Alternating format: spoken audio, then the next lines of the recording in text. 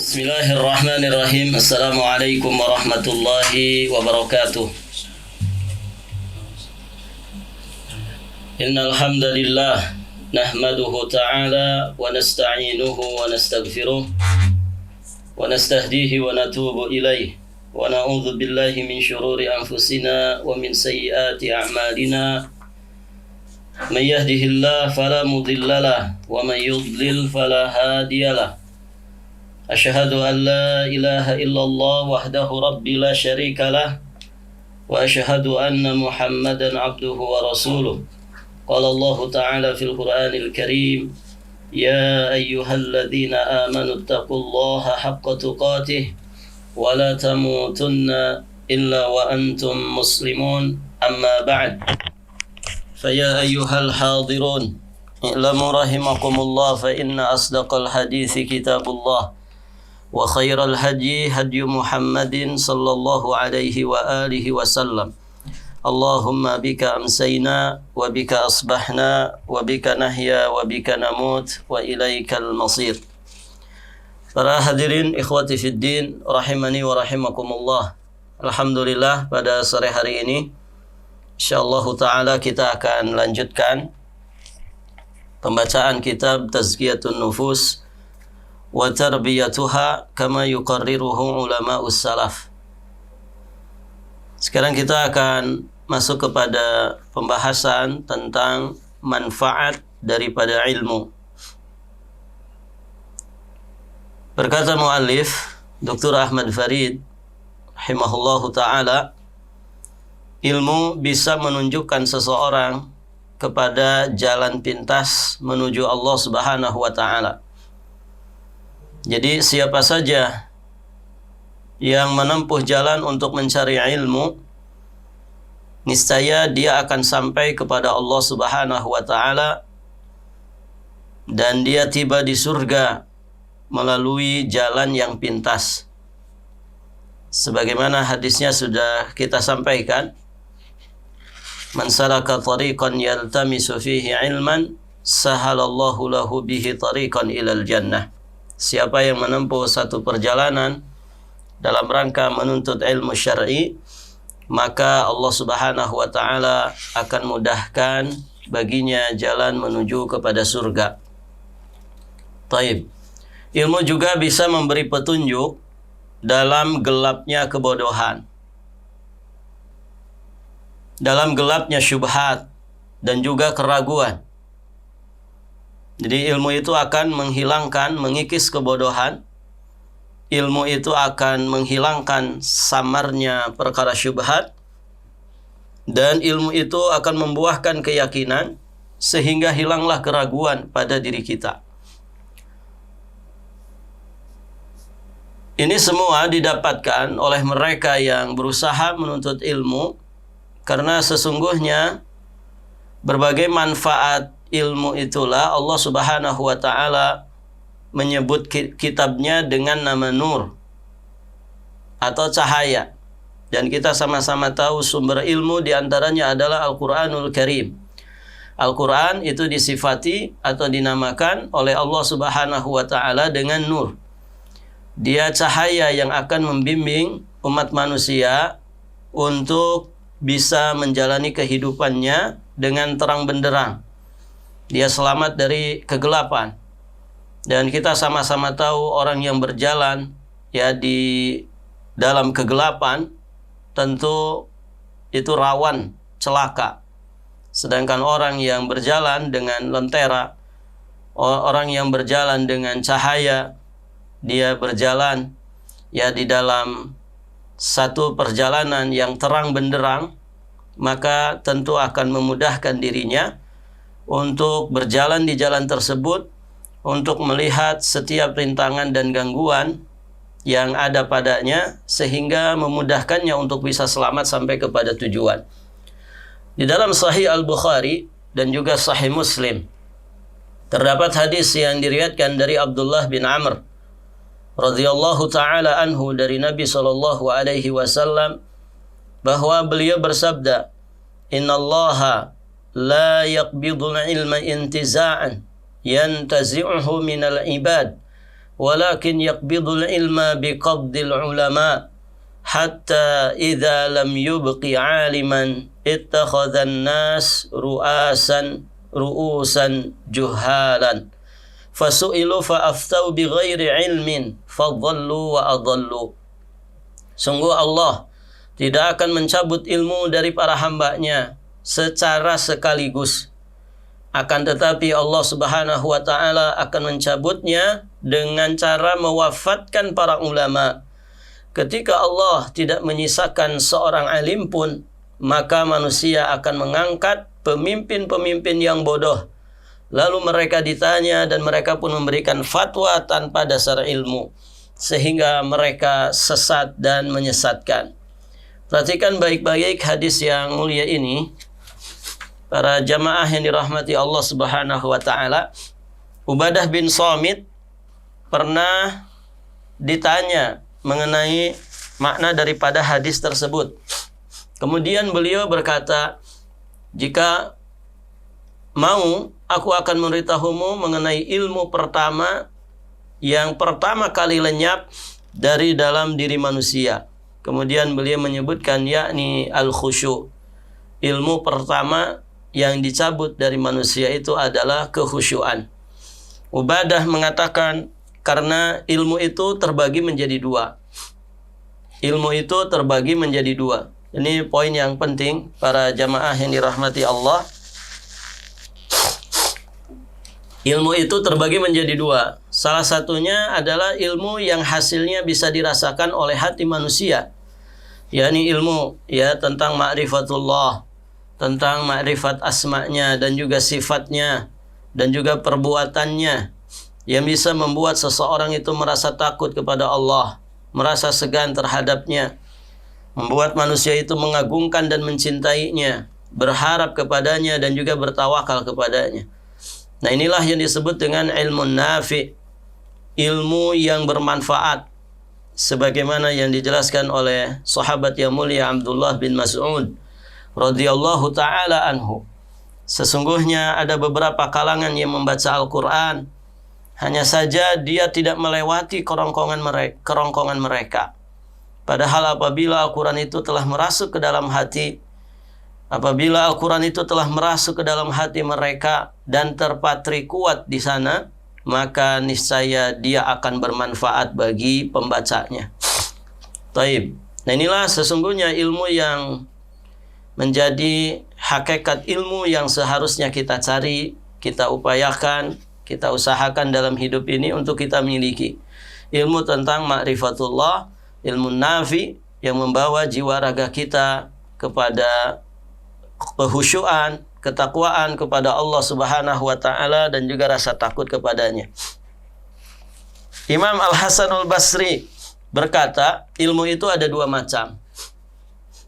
Ilmu itu ada dua macam. Yang pertama, ilmu yang hanya sebatas lisan. Inilah ilmu yang akan menuntut pertanggungjawaban anak cucu Adam yang memilikinya. Sebagaimana disebutkan dalam satu hadis, Al-Qur'anu hujjatun laka aw 'alaik. Al-Quran itu akan menjadi pembelamu, yang akan menolongmu, membelamu, atau justru dia akan menjadi penuntutmu. Taib, para jamaah yang dirahmati Allah, itu ilmu yang hanya sebatas di lisan saja. Ilmu yang manfaatnya hanya bisa dirasakan oleh zahirnya saja. Kemudian yang kedua, ilmu yang merasuk ke dalam hati. Nah, inilah yang disebut dengan ilmu nafi. Ilmu nafi yang merasuk ke dalam jiwa manusia, kemanapun, dimanapun dia berada. Ilmu itu memberikan kemanfaatan untuk kebaikan dunianya, lebih-lebih kebaikan agama dan juga akhiratnya. Nah, ilmu yang pertama kali akan dicabut itu adalah ilmu nafi. Ilmu nafi. Jadi yang dikatakan di dalam hadis tadi, bahwasanya Allah tidak akan mencabut ilmu dari para hambanya sekaligus, namun Allah mencabutnya dengan mewafatkan para ulama. Nah, ketika wafatnya para ulama ini, mungkin saja masih ada orang-orang yang mempelajari ilmu, kemudian mereka mencari ilmu dan masih saja kelihatan ada orang-orang yang berilmu, namun keberkahan ilmu itu sudah tidak dirasakan lagi sebagaimana apa yang diberikan kepada para ulama. Taib. Jadi inilah ilmu nafi, ilmu yang merasuk ke dalam hati dan menjadikannya baik. Sedangkan ilmu yang sebatas lisan itu akan tetap ada. Artinya orang-orang yang pintar dengan lisannya, ya orang-orang yang bisa menyampaikan ilmu dengan lisannya, ini akan tetap ada, ya, akan tetap ada. Namun keberkahan ilmu itu, ilmu yang sifatnya maknawiyah ini yang dicabut oleh Allah Subhanahu wa taala. Jadi orang pintar ya dengan lisannya di dalam menyampaikan ilmu, namun mereka sendiri menyepelekannya dan tidak mengamalkannya, baik pemilik ilmunya itu sendiri maupun orang lain. Jadi ruh daripada ilmu itu, keberkahan daripada ilmu itu sudah tidak ada lagi. Maka setelah itu ilmu yang sebatas lisan ini pun akan lenyap seiring dengan kematian pemiliknya. Lalu setelah itu terjadilah kiamat yang akan dirasakan oleh makhluk yang paling buruk perangainya. Taib. Dalil lainnya yang menunjukkan akan keutamaan ilmu dan ulama adalah sabda Nabi sallallahu alaihi wasallam, la hasada illa fitnatain. Ya, tidak ada hasad kecuali dalam dua perkara. Tidak ada hasad kecuali dalam dua perkara. Ini hasad yang dibenarkan. Dengan kata lain adalah ghibtah. Yang pertama, rajulun atahu Allahu malan fasallatahu ala halakatihi fil haq. Yang pertama adalah seorang yang diberi harta oleh Allah Subhanahu wa taala. Lalu dia meninfakkannya untuk kebenaran sampai habis. Jadi dia punya harta dan dia dermawan dengan hartanya. Hartanya bukan untuk ditimbun. Hartanya bukan untuk dinikmati sendiri. Hartanya bukan untuk memuaskan hawa nafsunya, memuaskan segala keinginannya, untuk berfoya-foya, bukan. Namun hartanya benar-benar dia infakkan di jalan Allah Subhanahu wa taala. Dia infakkan di jalan kebenaran sampai hartanya itu habis. Ini orang pertama yang kita mestinya berghibtah kepada mereka.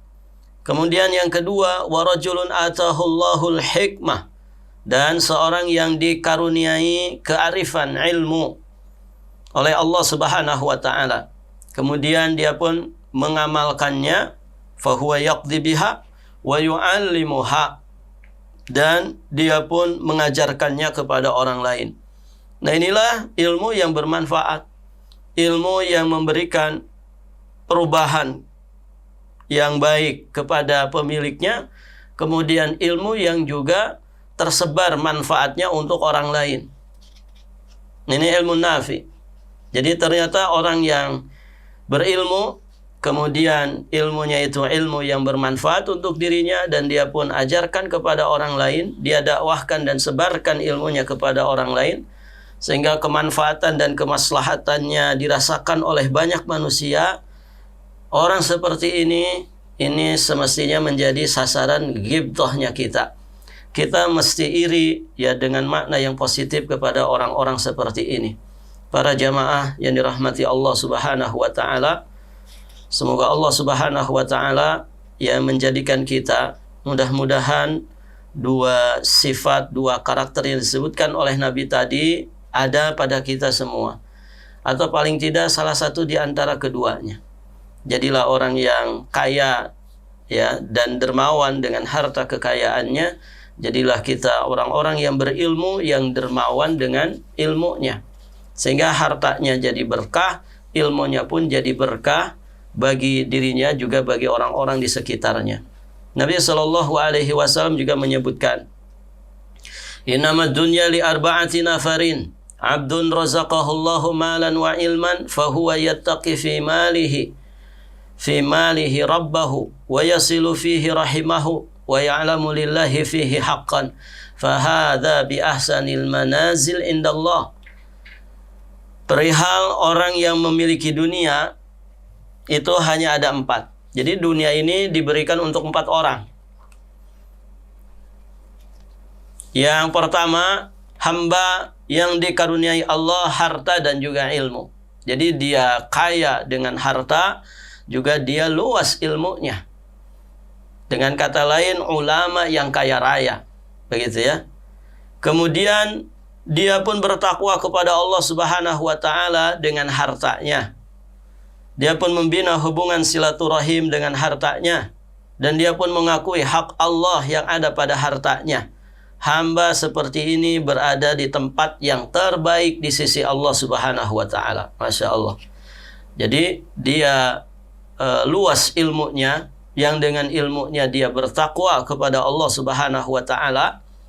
Dia punya hubungan yang baik kepada Allah Subhanahu wa taala. Kemudian juga dengan hartanya dia banyak bisa melakukan kegiatan-kegiatan sosial. Dia bisa banyak melakukan amal-amal muta'addiyah, amal-amal yang manfaat dan maslahatnya tersalur kepada orang lain. Silaturahimnya, infak sedekahnya, amal jariyahnya. Masya Allah. Dia bisa bangun masjid, dia bisa bangun pesantren, ya dia bisa menjadi fasilitas untuk menyelesaikan hajatnya fuqara dan juga masakin, untuk menyelesaikan masalahnya orang-orang yang dililit dengan hutang. Jadi banyak yang dia bisa kerjakan ya dari amal-amal jariyah ya dengan hartanya. Dan Masya Allah, Nabi SAW sampai mengatakan, la ba'sa bil ghina liman ittaqa. Tidak mengapa dengan kekayaan, ya yang penting bertakwa. Artinya harta itu akan bernilai mulia di sisi Allah Subhanahu wa taala ketika ada di tangan orang bertakwa. Kalau harta itu ada di tangan orang yang tidak bertakwa, maka pasti akan membawa bencana. Orang bertakwa pasti akan menyalurkan hartanya di jalan Allah Subhanahu wa taala. Ya ma'ruf ya kisah-kisah tentang orang di golongan pertama ini. Kita mengenal ada Abu Bakar As-Siddiq yang pernah menginfakkan seluruh hartanya. Kita mengenal ada Umar Ibn Al-Khattab yang pernah menginfakkan separuh dari hartanya. Kita mengenal ada Utsman bin Affan, Abdurrahman bin Auf, dan juga para ulama setelah generasi sahabat. Ya, ada di antara mereka yang kaya raya dan mereka dermawan dengan harta kekayaannya. Masya Allah. Kita mengenal ada Imam Ibnul Mubarak, ya, ulama besar yang juga ternyata kaya raya, dan mereka menjadi orang yang bertakwa ya di sisi Allah Subhanahu wa taala, dan mereka juga dermawan dengan hartanya. Kemudian yang kedua, para jamaah yang dirahmati Allah, rajulun atahullahu ilman wa lam yu'tihi malan fahuwa yaqul law anna li malan la'amiltu bi amali fulanin fahuwa bi niyyatihi wa huma fil ajri sawa. Orang yang kedua, seorang yang dikaruniai Allah Subhanahu wa taala ilmu tapi tidak diberi harta. Dia berilmu tapi miskin. Lalu dia berkata, seandainya aku memiliki harta, niscaya aku akan beramal seperti amalnya si fulan yang dermawan itu. Maka orang ini sesuai dengan niatnya. Dia dan si fulan yang dermawan itu sama saja di dalam hal perolehan pahala. Jadi Masya Allah, ya kalaupun kita punya kekurangan di satu sisi dibandingkan saudara kita yang Masya Allah lengkap nikmat Allah pada dirinya, tetap ternyata kita masih bisa berlomba ya di dalam meraih pahala yang sama. Dan begitulah ya kehidupan seorang mukmin ada pada lingkaran fastabiqul khairat. Ya, mereka selalu berlomba-lomba di dalam kebaikan dan mereka selalu berpacu di dalam kebaikan. Taib. Kemudian yang ketiga, seorang yang dikaruniai Allah Subhanahu wa taala harta tapi tidak diberi ilmu. Seorang yang dikaruniai Allah harta tapi tidak diberi ilmu. Ini orang ketiga. Rajulun atahullahu malan wa lam yutihi ilman. Orang kaya yang tidak ngerti agama.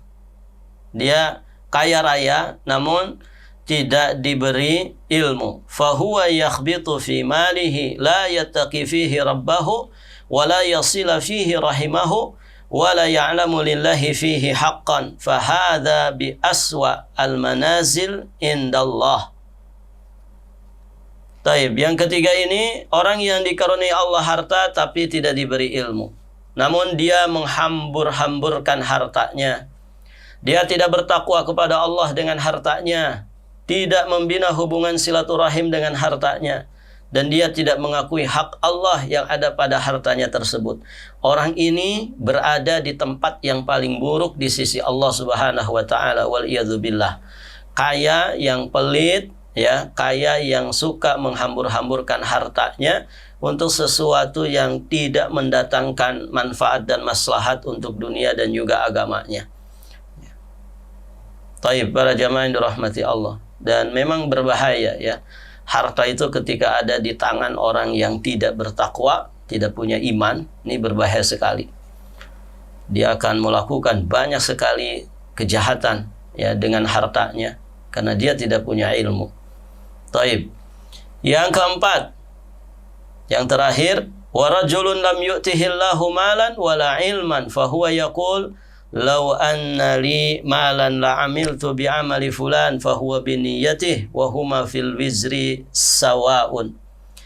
Yang keempat, seorang yang tidak dikaruniai Allah harta dan tidak diberi ilmu, ya, sudah miskin bodoh, begitu ya.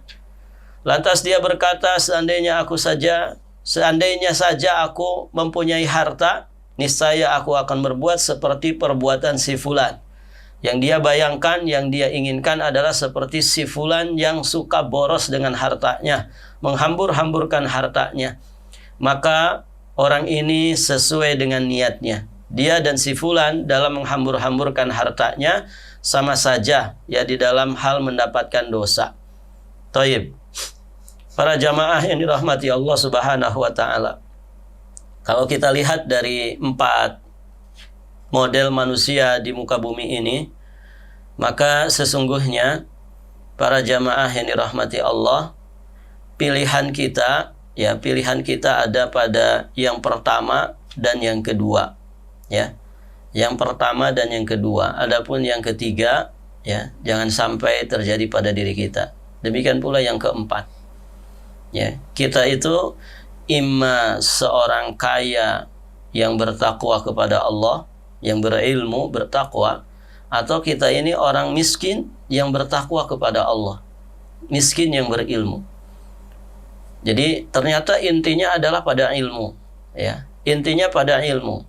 Ilmu inilah yang kemudian akan membimbing orang itu untuk bisa tetap baik, ya, apapun profesinya, apapun kondisinya.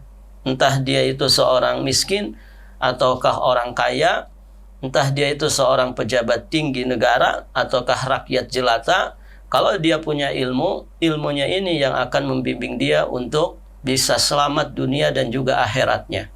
Jadi intinya pada ilmunya. Tidak peduli kita orang kaya ataukah orang miskin, rakyat biasa ataukah orang yang berkuasa. Ya, kalau kita punya ilmu, insya Allah kita bisa berpeluang di dalam meraih kebaikan di sisi Allah Subhanahu wa taala. Maka berdasarkan hadis ini bisa disimpulkan bahwasanya kebahagiaan itu diraih hanya dengan ilmu dan juga pengamalannya. Sedangkan kesengsaraan itu terjadi karena kebodohan dan juga akibatnya. Dan dalam hal ini Imam Ahmad menjelaskan betapa pentingnya ilmu. Manusia itu bihajat masah, sangat berhajat kepada ilmu melebihi hajatnya, kebutuhannya terhadap makan dan minum. Sebab makanan dan minuman diperlukan hanya sekali atau 2 kali saja dalam sehari. Kita orang Indonesia terbiasa 3 kali makan, gitu ya, sehari semalam. Itu saja. Nggak ada orang itu gara-gara kaya makannya jadi 5 kali misalnya. Kenapa Pak makannya 5 kali? Oh, saya orang kaya. Nggak ada ceritanya. Ya, bahkan orang kaya kadang makannya lebih sedikit daripada orang miskin, gitu kan? Itu hajat manusia kepada makanan minuman. Ada kadar batasannya. Sekali, 2 kali, paling banter 3 kali. Semua sama. Orang miskin, orang kaya, kebutuhannya sama, gitu kan? Taib. Adapun hajat kita kepada ilmu itu terus dibutuhkan. Ka'adadil anfas, ya, sebanyak hitungan nafas kita. Selalu dibutuhkan. Ya. Setiap desahan nafas kita, tarikan dan hembusan nafas kita, kita selalu butuh ilmu. Ya, dari semenjak orang itu lahir ke alam dunia, ya orang tuanya harus berilmu sampai terus anaknya itu mati, gitu ya. Dia menjalani kehidupan ini selalu membutuhkan ilmu.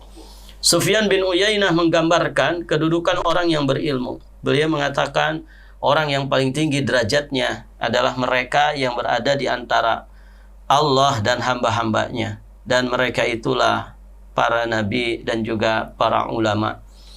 Tiada kebanggaan kecuali bagi mereka yang berilmu. Mereka menunjuki bagi siapapun yang memintanya. Derajat manusia itu bergantung pada upayanya. Orang jahil adalah musuh mereka yang berilmu. Maka raihlah ilmu, engkau akan hidup kekal selama-lamanya. Orang jahil itu sebenarnya mati meskipun dia masih hidup. Orang yang berilmu itu tetap hidup meskipun dia sudah mati, karena dia meninggalkan amal jariahnya di dunia, ya, dengan ilmunya yang bermanfaat. Nas'alullah al-afwa wal afiyata wassalamah. Barakallahu fikum. Ini yang bisa disampaikan pada kesempatan ini. Insyaallah ta'ala berikutnya nanti kita akan bahas tentang anwa'ul qalbi wa aqsamuhu, seluk-beluk hati, ya. Kita akan mulai mengkaji tentang hati dan juga seluk-beluknya insyaallah ta'ala. Dan para jamaah yang dirahmati Allah, dari paparan tadi kita sama-sama mengetahui bahwa di antara upaya terbesar untuk orang bisa meraih kesucian jiwanya, kebersihan batinnya, ya, kejernihan hatinya, maka hendaknya kita selalu berupaya dalam hidup ini untuk selalu menuntut ilmu syar'i. Sesibuk apapun kita, ya, kita mesti ya berusaha untuk terus belajar ilmu syar'i, ya, sebagaimana kalau orang ingin sukses dunianya, dia selalu belajar dan belajar, terus belajar. Maka lebih-lebih lagi, ya, untuk mendapatkan kesuksesan agama, kesuksesan di kehidupan akhirat nanti, kita pun butuh yang namanya ilmu syar'i. Semoga Allah Subhanahu wa taala menganugerahi kita semua ilmu nafi wal amalus saleh.